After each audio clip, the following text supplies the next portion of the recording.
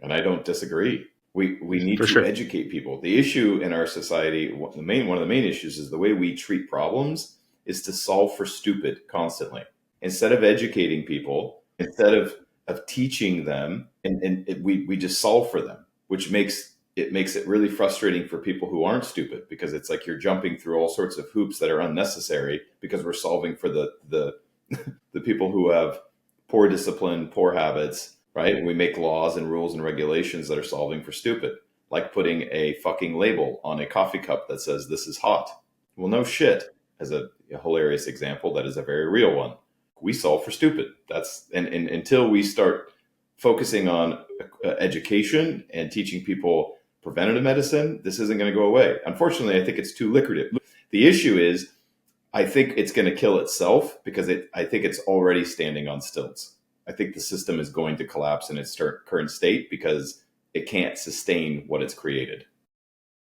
Yeah, it's not even the ideology as much. It's more so even the business practices in hospitals are just hiding the cost of prescription drugs, the PBMs, the whole back end system of like how people charge for medicines, also therapies. There's not a lot of like transparency when it comes to, hey, we did this for you, and this is how much nationwide it costs. You could literally get a price in one hospital and go across the No, nation and get a completely different price.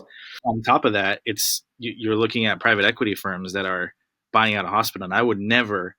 And this is like our industry, right? Is like private equity. We're working with private equity firms, and there's exceptions. There's very moral and just good private equity firm founders. But when it comes to buying hospitals, it worries me. It would worry me to have any family member in a private equity owned Well, hospital, and yeah, and the reason for that is because everything is focused on profit. So they do price gouging.